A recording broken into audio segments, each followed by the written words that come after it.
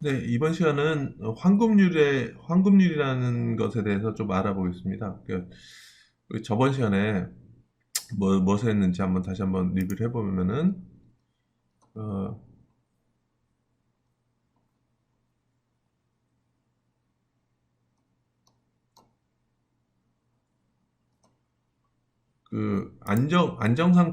안정 상태라는 거에 대해서 좀 얘기를 했었습니다. 그게 뭐냐면은, 어,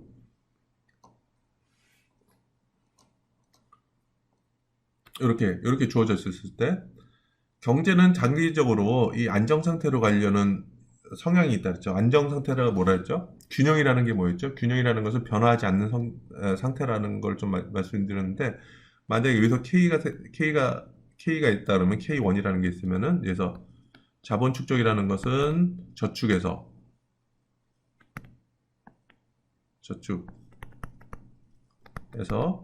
어, 감가상각을 뺀 거라 그랬죠. 그죠? 근데 만약에 요 K1이라 했다면 여기서는 저축이 그 감가상각보다 위에 있죠, 그렇죠? 요만큼이 그러면 추가적으로 자본이 쌓이는 거죠. 그러면 이런 식으로 돼가지고 이런 식으로 해서 이렇게 된다. 그래서 이 K스타에 도달하면은 자본 축적이 일어나지 않고 그냥 자본 축적이라는 것은 K의 변화죠. 이게 0이 된다. 이렇게 얘기를 했었고 K2에 있으면 어떻게 된다 했죠? K2에 있으면 여기서는 이제 감가상각이 저축은 투자랑 같다 그랬죠? 저축이랑 이 감가상각이 더 크니까 K가 감소하는 거죠. 그렇죠? 그러니까 이쪽으로 와서 이렇게 되더라. 그렇죠? 그러면은 안정 상태에 이제 결국에는 왼쪽으로 이렇게 가서 결국엔 K스타라는 안정 상태, 저축과 또는 저축과 감가상각이 일치하는 점. 이쪽으로 다 회귀하려고 그러죠. 장기적으로는 이쪽으로 간다는 얘기죠. 이거는 장기 균형이라고 얘기할 수 있죠. 자, 그런데 우리가 또 이거는 이제 K가 균형에 가는 그것도 관심이 있지만은 우리가 사실은 소득을 가지고 뭘 하려고 하면 소비를 극대화시키고 싶은 것도 있을 수가 있죠. 그렇죠? 소비 극대화를 어떻게 시키냐. 이런 게 이제 황금률 관련된 건데요. 음. K스타 골드라는 것은 황금률 자본 수준. 이건 뭐냐면은 소비를 극대화시키는 안정상태의 K가 된 거죠. 그러니까 소비는 뭐예요? 소비는, 소비는 소득에서 뭘 빼는 거죠? 저축을 빼는 거죠. 그렇죠? 근데 저축이라는 것은 결국에는 이것이 어, 뭐랑 같냐면 투자랑 같다 그랬어요. 그렇죠? 저축과 투자가 같다고 얘기를 했었고 그다음에 이 안정 상태에서는 뭐냐면 델타 K가 0이라 그랬죠. 델타 K가 0인 거는 뭐냐면 이 저축과 감가상각이 0이 되는 지점이랬죠. 그래서 저축이라는 것이 I랑 같으니까 I는 결국에는 감가상각이랑 같아진다. 그렇죠? 이렇게 된다는 얘기죠. 그러니까 요거만 여러분들이 좀 이런 관계가 있구나 이렇게 알면은 황금률 상태에서의 자본량을 우리가 구할 수 있죠. 어떤 식으로 하냐면은 뒤에도 있을 수 있겠죠. 한번 뒤에 뭐 여러 가지 이렇게 좀 복잡하게 된 것처럼 보이는데 이런 식으로 제가 한번 보여드릴게요. 자, 소비라는 것은 우리가 한 것처럼 소득에서 저축을 뺀 거다, 그렇죠? 근데 저축은 투자랑 같다, 그렇죠? 근데 이 투자라는 것은 우리가 안정 상태에서는 자본 자본의 변화라는 것이 저축에서 감가상각을 뺀 것이 이게 0이 되는 지점이다 이렇게 얘기를 했었죠. 이 저축이라고 것이 I랑 같다고 했으니까 그러니까 이 I라는 것은 결국에는 이 감가상각과 같다. 자, 이렇게 됐어요. 자, 그럼 소비를 극대화를 어떻게 시키냐면은 이렇게 되는 거죠. 자, Y 함수는 어떻게 됐죠? K 알파 마이너스 델타 K. 그죠? 컵더글러스 함수로 인해서 그 소득이라는 것은 K 알파선. 그죠? 그다음에 감가상각은 이렇게 되죠. 그죠? 델타 K 이렇게 되는 거죠. 자, 그러면 여기서 이 소비라는 것은 소득과 감가상각의 차이죠. 그죠? 그러면 이렇게 봤을 때 소비 극대화를 시키려고 그러면 어떻게 되냐면은 여기는 0에서 시작한다 그러면은 이 0에서 시작하고 여기가 극대화가 되고 여기 지나가서는 어떻게 돼요? 감가상각이 오히려 떨어지니까 소비는 마이너스 되겠죠. 오히려 그렇죠? 그럼 요 지점은 어떻게 찾냐 이거죠. 소비가 극대화되는 지점은 최적화를 통해서 이렇게 되는 거죠. 그냥 소비를 최적의 K를 선택해서 해버리면 기울기가 0이 된다 이거죠. 그러면 알파 K 알파 마이너스 1승 그 다음에 K는 없어지고 델타 요게 같아지는 거. 그러니까 다시 그냥 설명하면 뭐냐면은 이걸 경제적으로 설명하면은 이 소득의 함수, 생산의 함수의 기울기하고 이 감가상각의 기울기가 같아지는 지점, 그렇죠? 같아지는 여기서 소비가 극대화가 된다. 좀 그림을 좀 잘못 그렸지만은 여기서 극대화가 된다 이렇게 하는 거죠. 그렇죠? 그러면 그냥 요거 대입하면 끝나는 거죠. 그렇죠? 그럼 어떻게 돼요? K 알파 마이너스 1승은 델타 나누기 알파, 그렇죠? 그다음에 양변을 알파 마이너스 1승으로 나눠주면은 K라는 것은 델타 나누기 알파의 알파 마이너스 1승, 그렇죠? 알파가 1보다 작기 때문에 여기는 이제 음수값이 되잖아요. 그래서 그걸 순서를 바꾸고 역수를 취해주면은 이렇게 되는 거죠.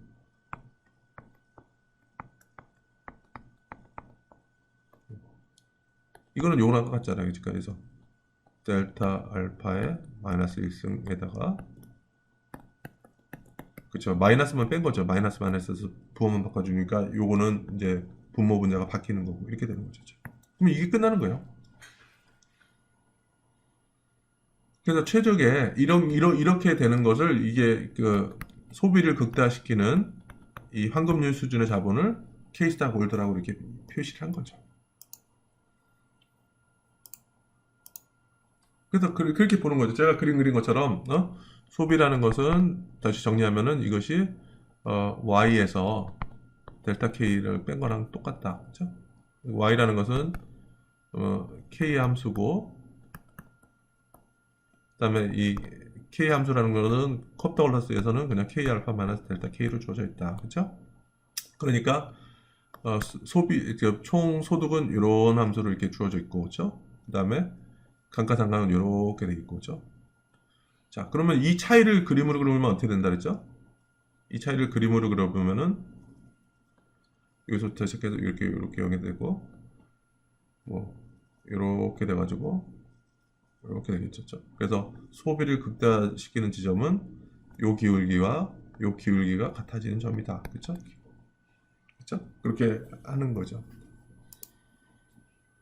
그래서 기울기가 생산하면서 기울기가 감가상각선의 기울기가 일치하는 지점에서 가장 크다. 이렇게 제가 말씀드린 거죠. 근데 이 기울기를 뭐라 그러죠? 생산함수, 그다음 자본 있고, 그러면 이 기울기는 뭐냐면은 기울기는 뭐죠? 이거 이렇게 했을 때 이거는 생산함수니까 이거는 y죠, 그렇죠? 이렇게 되는 거죠. 그러면 기울기 이건 뭐죠? 이거는 k가 1단위 증가할 때 y는 얼마 변하느냐? 그러니까 k가 1단위 변할 때 y는 몇 단위 변하느냐? 그러면 뭐 이걸 뭐라 하냐면은 자본의 한계 생산성. 자본의 한계 생산성. 그래서 기울기는 자본의 한계 생산성이 되는 거고 요 감가상각의 기울기라는 것은 델타로 되어 있죠. 그렇죠? 그래서 자본의 한계 생산성과 감가상각의 같아지는 점. 여기서 소비가 극대화된다. 그렇죠? 자, 제가 아까 이렇게 했었을 때 이렇게 돼 있었죠. 그랬을 때 그러니까 소비라는 것은 생산과 소득과 총생산과 감가상각의 차이다 이렇게 했었을 때 요거를 K로 미분했을 때 소비를 그러니까 최적의 K를 찾기 위해서 소비를 극대화시키기 위해서 K로 미분했을 때 요 앞에 나오는 부분 요것이 자본의 한계 생산성 그러니까 MPK라는 것은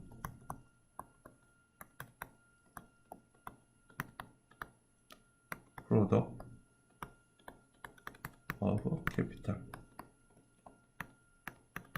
자본의 한계 생산성 그래서 MPK 캐피탈은 그냥 K를 표시했으니까 이렇게 되는 거죠.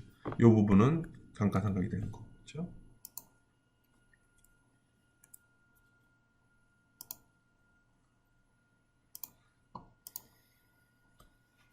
자, 그래서 경제는 황금률 상태로 움직이는 경향을 갖고 있지 않다. 당연하죠. 자, 그림으로 한번 볼게요. 자, 여기가 안정적이냐? 그건 아니죠. 사실은 어, 저축 함수 있죠. 저축 함수가 있고 이게 자본축적으로 됐을 때는 이렇게 됐죠. 이렇게 했을 때 자본 축적이 이루어지지 않는 상태, 여기가 사실은 그러니까 경제는 다 이쪽으로 안정 상태로, 그러니까 장기적 균형으로 가려고 하는데, 소비가 이런 시점에서는 자본이 그냥 여기서 머물러 있지 않아요. 왜냐면은 이런 상태에서는 어떻게 되죠? 이런 상태에서는 투자라는 것이 감가상각보다 더 크기 때문에 자본이 막 이쪽으로 막 가려고 그러겠죠. 그렇기 때문에 이쪽은 안정적인 상태는 아니라는 얘기죠. 그래서 황금률을 성취하기 위해서는 정책 결정자들이 S를 조정해야 된다. 그래서 이러한 조정은 더 높은 수준 하에서 새로운 안정 상태를 익히고, 하지만 황금률로 이전하는 거에서 소비는 어떤 영향을 미칠까? 이런 질문을 하는데요. 자, 만약에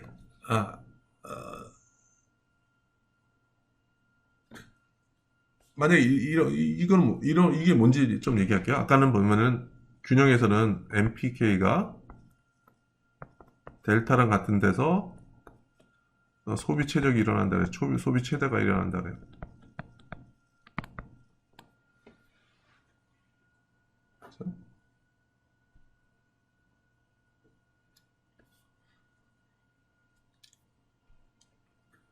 자, 만약에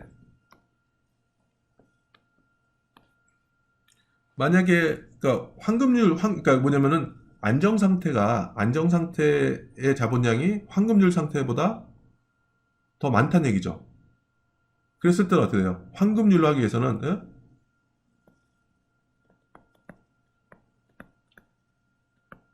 상태로 가기 위해서는 어떻게 돼요? K를 줄여줘야 되죠. 그렇죠? 균형 상태보다 황금률 상태 자본량이 적다는 얘기는 우리가 K를 줄여줘야 되는 거죠. 그렇죠? K를 어떻게 줄여요? K의 변화는 뭐를 통해서 발생한다? 투자를 통해서 변할 수 있겠죠. 그러면 이렇게 하기 위해서는 어떻게 되면은 K를 줄이기 위해서는 저축을 줄여야 되죠. 저축을 감소시킨다는 얘기죠. 그렇죠? 그러니까 이게 이제 요 안정 상태에서 이쪽으로 가기 위해서는 K를 줄여줘야 된다. 그렇죠? K를 줄여줘야 된다. K를 줄여주면 어떻게 되죠? K를 줄인다는 얘기는 소비는 즉각적으로 늘어날 수 있겠죠. 그렇죠? 생산 함수로만 봤을 때 K를 줄이면 점진적으로 Y는 줄어들겠죠. 그렇죠? 소비는 K가 줄어드니까, 그러니까 저축을 줄이니까 즉시적으로는 저축 줄이는 거는 소비를 늘릴 수 있겠죠. 그렇죠? 그래서 이렇게 올라가는데 장기적으로는 이게 즉시적으로 올라갔다가 장기적으로 소비가 감소를 하죠. 왜?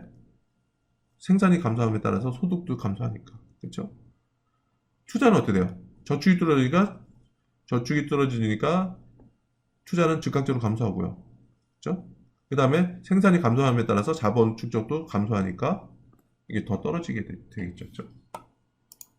마찬가지로 이렇게 되는 거죠. 이렇게 안정 상태 자본량보다 황금률 상태보다 이렇게 황금률 상태 자본량이 더 많아야 된다 그러면은 우리가 K를 늘려줘야 되죠. 그렇죠? K를 어떻게 늘려?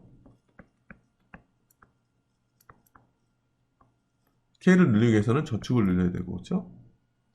그렇죠? 그러니까 뭐냐면은 K가 늘어나면은 K라는 것이 생산에 있어서 하나의 투입 요소이기 때문에 점진적으로 K가 늘어나면은 소득은 늘어나겠죠. 생산은 늘어나겠죠. 소비 같은 경우는 뭐냐면 그러니까 저축이 늘어나면은 소비는 즉각적으로 감소하겠죠. 그런데 이는 점차적으로 보면 생산이 늘어나고 소득이 늘어남에 따라서 소비는 다시 이렇게 증가할 것이다. 그렇죠? 투자는 어떻게 돼? 저축이 늘어나면은 투자도 당연히 즉각적으로 늘어나겠죠. 그렇죠? 그러면서 계속 이제 자본 축적이 일어나고 그러니까 투자는 더욱더 이렇게 늘어나겠죠. 장기적으로. 그렇죠? 자, 지금까지는 솔로 모형에서 그냥 단순한 컵더글라스 함수를 가지고 얘기를 했었는데, 만약에 이제는 좀 인구가 변할 때 어떻게 되는지 한번 볼게요. 자, 인구가 n의 속도로 증가한다고 가정하자. 이거는 이제 증가율이죠. 그러니까 인구의 증가율은 n%다 얘기하는 거죠. 그렇죠? 자, 여기서 제가 중요하지, 아주 쉽지만은 아주 중요한 얘기 해드릴게요.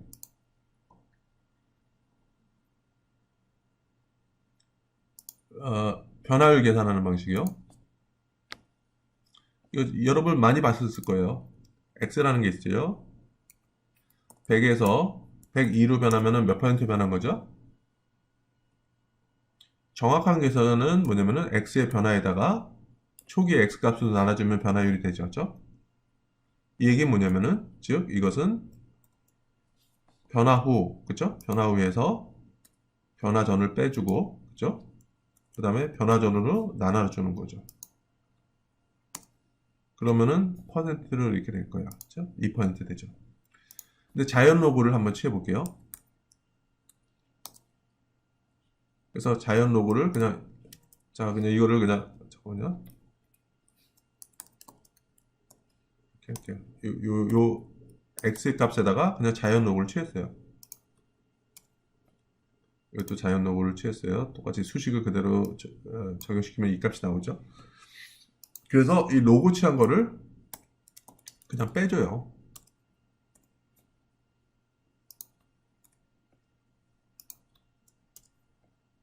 자, 그럼 근사적으로 좀 2% 이렇게 나오는 거죠. 그렇죠? 그러니까 우리가 변화율을 계산하는 방식은 정확하게 이렇게 해서 계산을 하거나 또는 자연록을 취해서 그냥 차분하는 거랑 똑같아요. 이게 실제로 뭐냐면은 그래서 제가 보여드리고 싶은 포인트는 뭐냐면은 계산하는 방식은 변화율 계산하는 방식은 요거랑 같고 또는 로그를 취해 가지고 그냥 차분하는 거랑 똑같아요.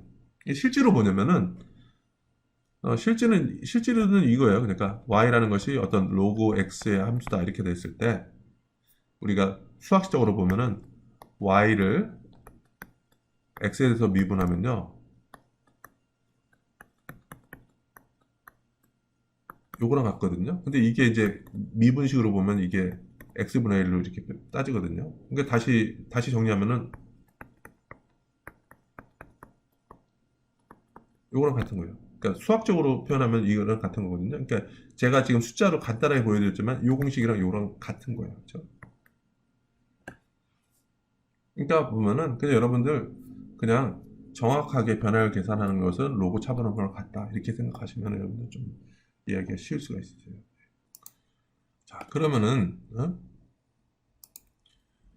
자, 그러면 이제 우리가 기본 모형에서 인구 변화를 고렸을 때 이 솔로우 모형은 어떻게 되는지 한번 볼게요. 균형 투자 이렇게 나오는데 그 얘기하기 전에 우리 이 방정식이 어떻게 바뀌는지 한번 보여드릴게요. 그 가장 중요한 솔로우 방정식이 어떻게 바뀌는지 인구를 고렸을 때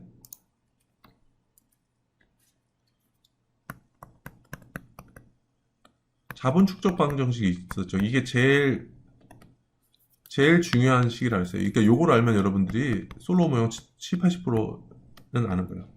간단하죠? 뭐냐면은 자본 축적이라는 것은 뭐였죠? 총 투자에서 그러니까 투자라는 건 뭐죠? 우리가 GDP 계산할 때 기업에 의한 소비죠. 총 투자라는 것은 새로운 제품에 대한 새로운 기계나 설비에 대한 자본에 대한 구입 요렇게 투자라 그랬잖아요. 투자에서 뭘 빼냐면 감가상각을 빼는 거라 그랬죠. 근데 투자라는 것이 우리가 봤을 때 그 우리 균형에서 보면은 저축이랑 똑같다 그랬죠. 저축. 그죠? 저축에서 감가상각을 빼는 거랑 똑같다. 그죠?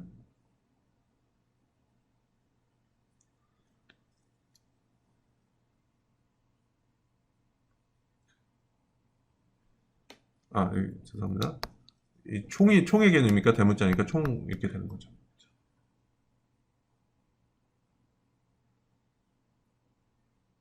그렇죠. 그렇죠?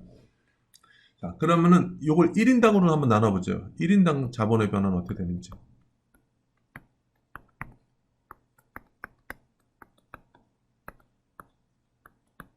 자, 요거랑 똑같죠. 그렇죠?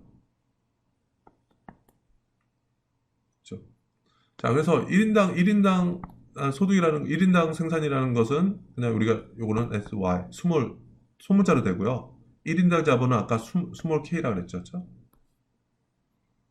그렇죠? 자, 그러면 요 표현을 어떻게 좀 다르게 어떻게 표현할 수 있을까? 요걸 좀 고민하는 거예요. 이걸 할 때 변화율 가지고 얘기를 할 거거든요. 자, 우리가 스몰 K가 뭐였죠? 전체 자본에서 전체 인구로 나눈 게 그 1인당 자본, 그래서 스몰 K를 표시했었죠. 그렇죠?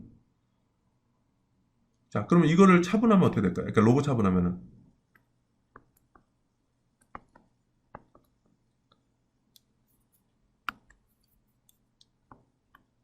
그냥 그러니까 차분하기 전에 그냥 로고를 자연 로고를 취해서 한번 볼게요.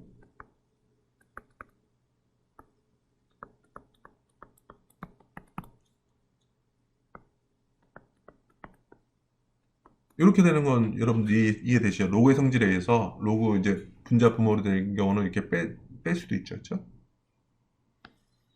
자, 그리고 나서 양변에다가 차분 표시를 하는 거죠. 차분이라는 표시는 어려운 게 아니라 아까 엑셀에서 본 것처럼 여기서 앞에 거에서 뒤에 걸 빼준다. 이 개념이 차분의 개념이죠. 그렇죠? 자, 그럼 이게 뭐랑 같다 그랬죠?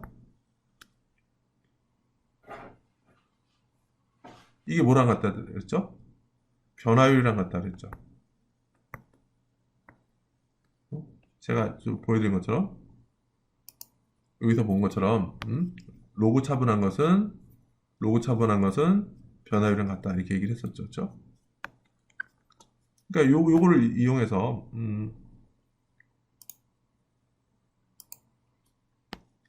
이거는 이제 이 스몰 k의 변화율이 되는 거죠.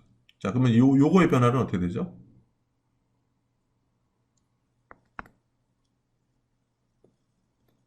bk 그죠? 이렇게 되는 거죠. 그다음에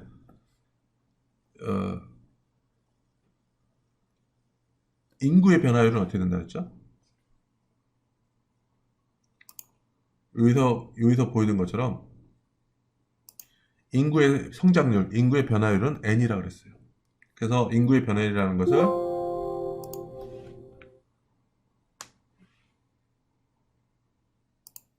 자, 인구 변화율이 그렇게 나왔으니까 이 인구 변화율이라는 것은 그냥 n으로 주어진 거죠. 그래서 이거 마이너스 n. 자, 제가 뭐를 하는지 한번 보여드리세요. 그래서 제가 이걸 이용해서 뭘 하려고 그러면은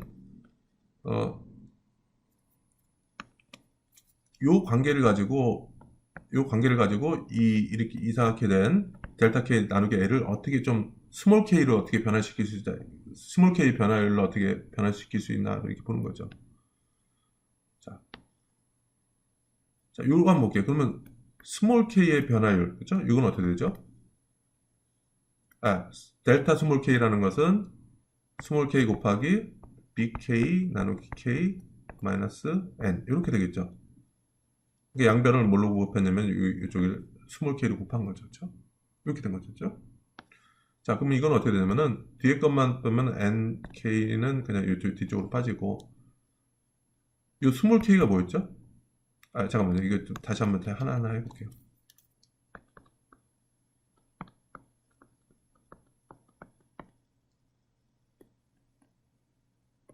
이렇게 되겠죠? 그러니까 결국엔 요거를 어떻게 좀 보나 이렇게 보면은 스몰 k가 1인당 자본이었어요. 그렇죠? 그러니까 요거를 k 나누기 l 곱하기 델타 k 나누기 k 마이너스 nk 이렇게 되죠. 자, 그러면 요거는 요 앞에 보면 kk 없어지고 이게 bk 나누기 l 마이너스 nk 이렇게 되는 거죠. 그렇죠? 뭔가 나올 수 있겠다. 그렇죠? 요렇게 표시된 거는 nk를 왼쪽으로 넘기면은 스몰 k의 변화 그 델타와 이렇게 정리가 되는구나. 자, 이렇게 나오는 거예요. 이게 그러니까 요 관계 변환을 여러분들이 이해하시면은 이제는 솔로몬 모형 한 90%는 아시는 거예요. 다시 한번 볼게요. 우리가 뭘 했는지. 처음에 나라 전체적으로 했을 때 총 자본의 축적이라는 것은 총 저축에서 그렇죠? 총 저축에서 총 감가상각을 뺀 거죠. 그렇죠? 자, 그런데 뭐냐면은 우리가 경제 성장을 얘기할 때는 총이라는 개념보다는 1인당의 개념을 1인당 소득, 그죠? 그런 거, 1인당 소득이 경제 성장에 가장 관심 있는 변수이기 때문에, 왜냐면 1인당 소득은 사람들의 삶의 질과 관련되기 때문에 이걸 L로 나눈 거죠. 그죠? 그래서 이렇게 왼쪽을 이렇게 나누면 이렇게 델타 K 나누기 L 이렇게 좀 나오고, 오른쪽 같은 경우는 1인당 소득은 쉽게 스몰 y로 변환되죠. 그죠? 그 다음에 요거 K도 L로 나누면 1인당 자본이라서 스몰 K로 쉽게 변환되잖아요. 그죠? 그렇게 되는데 왼쪽 게 좀 걸린다, 눈에 걸린다는 얘기죠. 그래서 왼쪽 걸 어떻게 좀 다른 스몰 K 형태로 어떻게 변환시킬 수 있느냐, 이게 보기 위해서는 우리가 이 정의에 따라서, 그죠? 스몰 K는 BK 나누기 L, 그러니까 1인당 자본이다. 이 정의 하에서 우리가 변할 관계를 우리가 지금까지 이렇게 도출한 거죠. 그죠? 이런 방식으로 도출했고, 요것이 이렇게 나왔다는 얘기죠. 자, 그러면은 요 식이 1이에요. 응? 요 식이 1이 아니라 1인당으로 바꾼 요 식이 1이에요. 여기 보면은 이거는 식 2고, 그러니까 식 1은 뭐였냐면은 아까 뭐였죠? S 곱하기 Y 마이너스 델타 K 이렇게 식 1이었어요. 그래서 1에다 대입하면 어떻게 되냐면은, 이거는 책에서 좀 잘 설명이 안 돼 있거든요. 그래서 제가 좀 수학적으로 좀 보여드리면은 2를 1에다 대입하면 어떻게 돼요? 요거 대신에 그냥 요것만 집어넣으면 되는 거잖아요. 그래서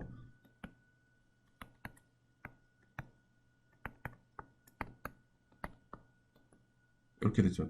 그래서 NK를 오른쪽으로 넘기면은 결국 최종적으로 어떻게 되냐면은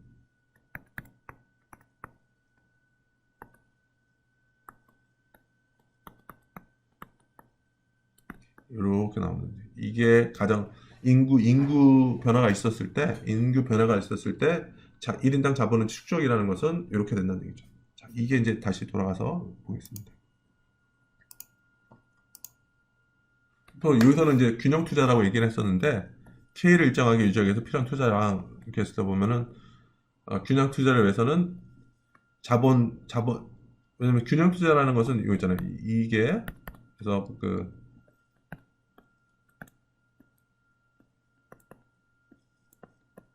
이렇게 될 수 있죠.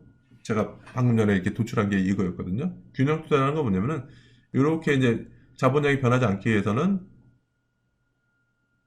그러니까 요거 이제 이 저축만큼 이렇게 같이 만들기 위해서는 그러니까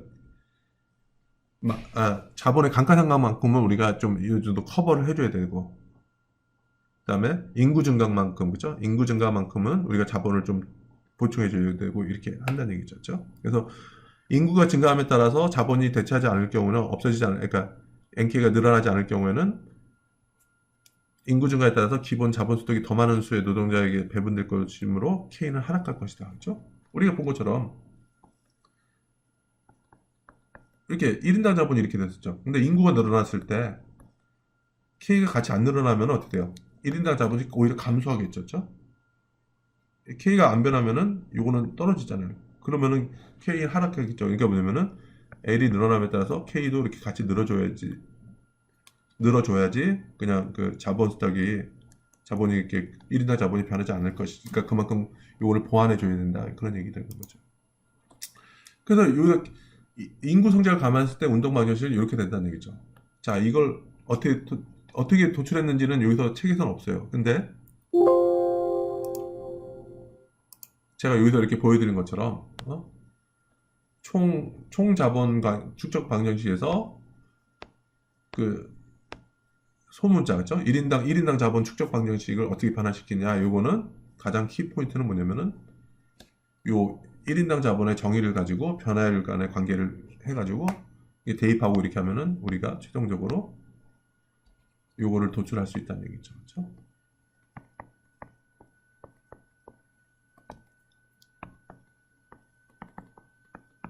이게 이제 가장 중요한 그 솔로 방정식이라고 얘기하는 우리가 있는 거죠. 그러니까 이게 정확하게 여기서 나온 거죠. 그렇죠? 자, 그러면 우리가 똑같이 한 것처럼 자본 축적에 있어서는 플러스 되는 부분, 저축을 통해서 이렇게 플러스 되는 부분이 있고, 감가상각과 인구 증가에 따라서 자본 축적이 감소하는 부분이 있죠. 그렇죠? 왜냐면 당연히 인구가 늘어나면서 1인당 자본이 이제 감소하는 그런 부분이 있잖아요. 그러니까 그 부분을 여기다 집어넣으라는 얘기죠. 그렇죠? 자, 인구가 늘어나면 어떻게 되죠? 그러니까 인구가 늘어나면 이 부분이 늘어나는 거니까 기울기가 이렇게 올라가는 거죠. 그렇죠? 그렇게 하면은 1인당 자본이 감소하죠. 그렇죠? 자, 보세요. 그렇죠? 자본 자체도 같이 안 늘어나 주면은 인구 자체가 늘어나면은 그렇죠? 이렇게 돼 있는데 인구 자체가 늘어나면은 1인당 자본은 감소하는 거죠, 당연히. 그래서 이 기울기가 왼쪽으로 이동함으로 1인당 자본이 이렇게 감소해진다. 그렇죠? 자, 그래서 뭐냐면은 인구가 증가하면은 균형 투자의 증가가 발생하고 이는 안정 상태의 K를 감소시킨다. 이게 사실은 솔로우의 나중에 보면 알겠지만은 솔로우의 예측이에요. 인구가 증가하면은 경제 1인당 소득은 감소한다. 왜냐면 1인당 자본이 감소해서 생산이 감소하고 생산이 감소하면은 소득도 감소하고 그렇죠? 그러니까 인구가 증가하면은 1인당 소득은 감소할 것이다. 이게 솔로 모형에서 얘기하는 거죠. 이거는 우리가 간단한 생산함수에서도 이렇게 됐었죠. 우리가 K 알파라고 된 거는 이거잖아요. 그렇죠? 그러니까 요게 늘어나면은 요 부분이 감소해서 Y도 감소하더라. 이렇게 하는 거죠. 그러니까 이게 이제 솔로 모형의 아주 기본적인 예측이긴 해요. 인구가 증가하면은 1인당 소득은 감소한다. 그래서 삶의 질이 나빠질 수 있다는 얘기죠.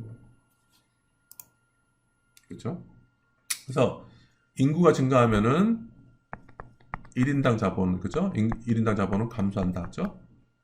그 다음에 이게 K 스타라는 것이 이렇게 됐으니까. 그러면은 또 Y는 요거 함수니까 K가 감소하면 Y가 감소한다. 그죠? 우리가 알죠. 그러니까 따라서 솔로 모형에서는 인구 성장이 높은 나라일수록 장기적으로 1인당 자본과 소득 수준이 더 낮아질 것으로 예측한다. 자, 이거 한번 보세요. 그래서 1인당 소득은 감소하죠. 근데 총 생산 함수를 보면 어떻게 되죠?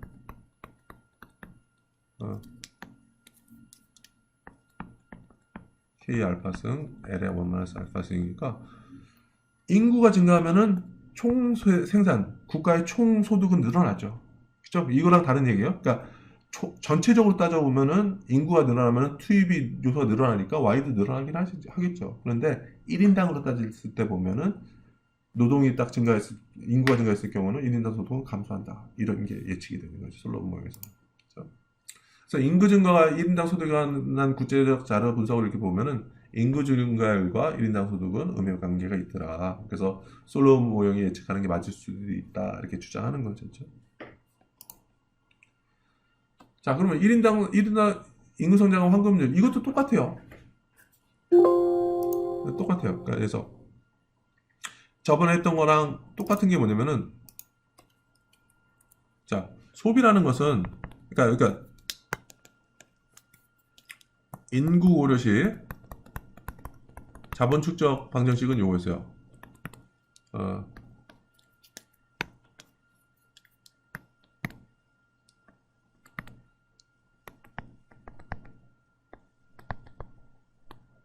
자본 축적 방정식에서는 저축에서 요런 부분을 뺀 거라 그랬죠. 소비는 뭐였냐면은 소비는 뭐라 했죠? 소비에서 뭐를 뺀 거? 소득에서 저축을 뺀 거죠. 그쵸? 총소득에서 저축을 뺀 것이 소비다. 그쵸? 근데 균형 상태에서는 이 자본 축적이 없는 상태에서는 이게 같다 그랬으니까 Y에서 N 플러스 델타 K 요거랑 같은 거죠. 그쵸? 이게 저축이랑 이거랑 같아져야 되니까. 자, 그러면 인구 고려한 이런 식에서 우리가 최적의 소비는 어떻게 하죠? 황금률은 그러니까 생산 함수는 K 알파성이니까죠. 그럼 똑같이 알파 K 알파 마이너스 1 마이너스 M 플러스 델타는 0. 그래서 K를 미분하니까 그럼 어떻게 돼요? K 알파 그 다음에 여기서 이 부분을 뭐라고 얘기했냐면은 생산을 K로 미분한 거는 뭐냐면은 자본의 한계 생산성이라고 얘기를 했었죠. 그렇죠? 자본이 한 단위 변화할 때 생산이 얼마냐 이렇게 하는 거고 그렇죠? 그러니까 뭐냐면은 뭐 그렇죠. 그 결국에는 이제 자본의 한계 생산성이라는 것은 인구 증가율과 감가상각률과 같아져야 된다 이렇게 해서 될 거죠. 예전에 그 인구 증가율이 없었을 때는 그냥 요거는 델타다 이렇게 나왔거든요. 근데 인구 증가율이 있을 경우에는 M 플러스 델타로 이렇게 된다는 얘기죠. 그래서 뭐 이제 이거 수학적으로 풀었을 때 이 황금률 자본 수준이라는 것은 요 소비를 극대화시키는 자본 수준인데 요건 어떻게 되냐면은 K 알파 마이너스 은 M 플러스 델타 분의 알파죠. 그죠? 자, 그러면 어떻게 되면 K는 M 플러스 델타 알파의 알파 마이너스 1 이렇게 되는 거죠. 그죠? 양변을 이렇게 알파 마이너스 1로 이렇게 나눠주는 거니까. 이거는 또 뭐랑 같냐? M 플러스 델타 알파 마이너스 1 곱하기 그러니까 알파 마이너스 1을 원 마이너스 알파로 바꾼 거야. 부호만 앞으로 빼고. 그죠? 그러니까 이거는 마이너스 1승은 그냥 이걸 바꾸면 되는 거죠. M 플러스 델타 곱하기 승의 원 마이너스 알파 이렇게 되면 구체적인 값을 구할 수 있죠. 그죠? 그래서 우리가 알파라는 값이 주어지고 인구 증가를 주어지고 감가상각률 주어지고 이렇게 하면은 황금 수준의 그러니까 황금률 수준의 자본을 우리가 계산할 수 있죠. 그렇죠? 그러니까 인구 성장 없을 때랑 거의 똑같은 방식이죠. 그래서 가장 중요한 거는 뭐냐? 그 우리가 자본 축적 방정식을 어떻게 바꾸는 수 있느냐? 요거를 여러분들이 좀 아는 게 제일 중요했었죠. 그렇죠? 그렇죠? 그래서 지금 한 것처럼 그 자본의 한계 생산성이라는 것은 감가상각 플러스 인구 증가율이다. 또는 자본의 한계 생산성에서 감가상각을 빼면은 인구 증가율과 같다. 이렇게 우리가 도출할 수 있죠. 그렇죠? 자, 그러면은 여기서 우리가 솔로몬에서 예측한 건 뭐죠? 인구가 증가하면은 1인당 자본이 감소를 해서 그렇죠? 그렇죠? 1인당 자본이 감소한다는 얘기는 뭐냐면은 1인당 소득이 감소하는 거죠. 그렇죠? 1인당 소득이 감소한다. 왜? 우리가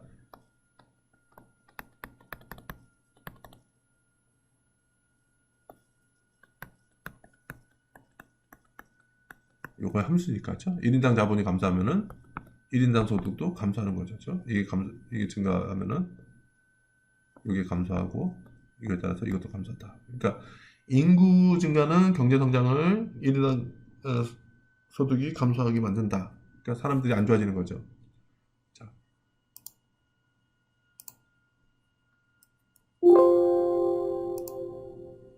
그렇죠? 근데 인구 증가가 경제 성장을 촉진시키느냐 감소시키느냐 이런 견해는 솔로 말고도 다른 사람도 있었어요. 멜서스라는 사람이 있었어요. 한쪽에서 멜더스라고도 하고 멜서스라고도 하고 이거는 이 사람들은 뭐냐면은 그 멜서스라는 사람은 그냥 사람들은 그냥 적정 수준의 어떤 소득에서 머물러 있게끔 될 수밖에 없는 운명이다 얘기를 하는 거예요.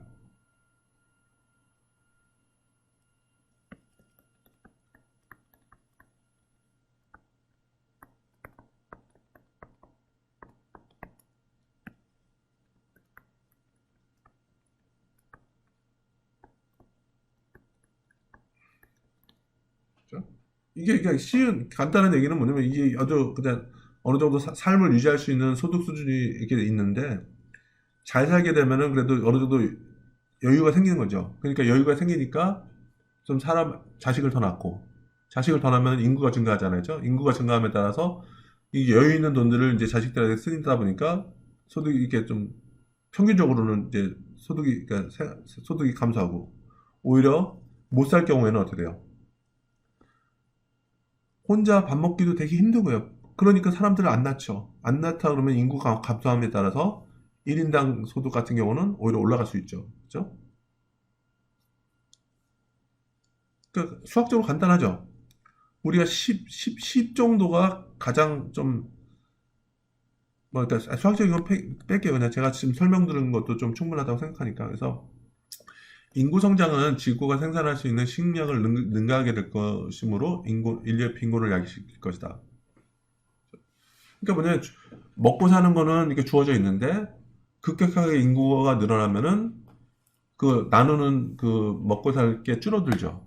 자, 그러니까 그렇게 인구가 무지막지하게 늘어나지 하지 않을 거라는 얘기죠. 사람들이 살기 촉박하면. 근데 오히려 뭐든지 풍요로워지면은 자식을 더 낳고 이렇게 하는데도 키우는데도 문제가 없기 때문에 그냥 더 난다 있죠. 근데 자식을 더 낳다 보면은 또 인구가 늘어나다 보니까 그 나눠 먹는 게 줄어들다 보니까 소득이 감소하고 이게 결국에는 보면은 인구와 소득 간에는 음의 관계가 있다는 얘기죠. 1인당 소득 관계는. 그래서 요거는 솔로우의 주장과 약간 비슷하죠. 그렇죠?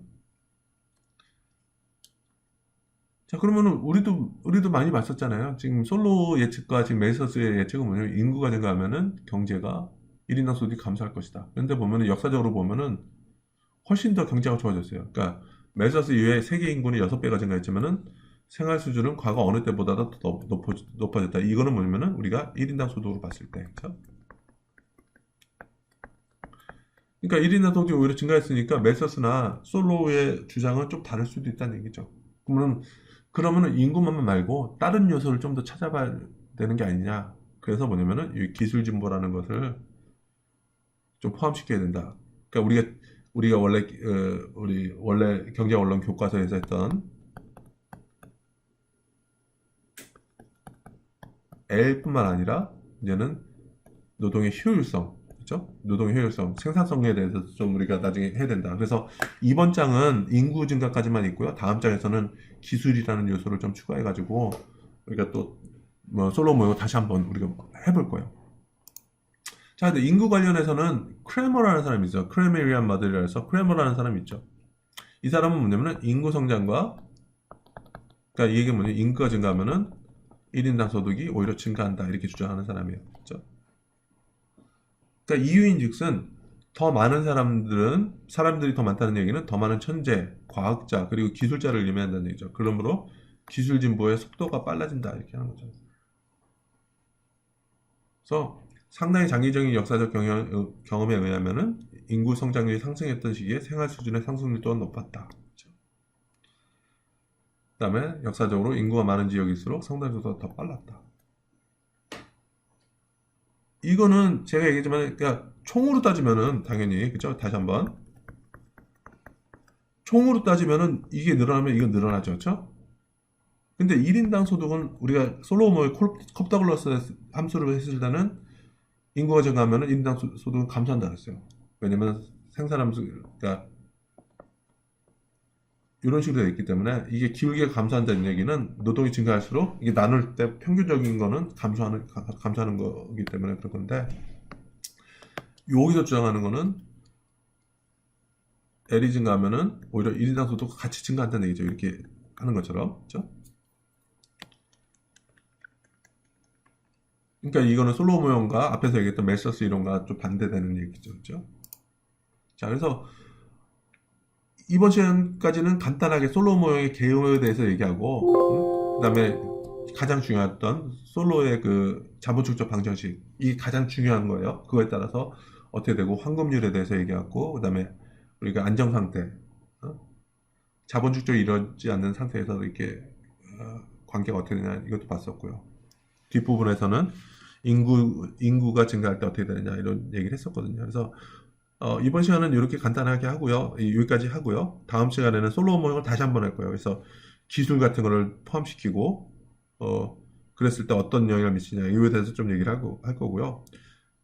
그 다음 장의 뒷부분에서는 그럼 솔로 모형 말고 경제 성장에 대해서 얘기하는 다른 모형들이 무엇이 있는지에 대해서는 간단하게 또 얘기를 하겠습니다. 그래서 이상으로 오늘 수업을 마치겠습니다. 네, 감사합니다.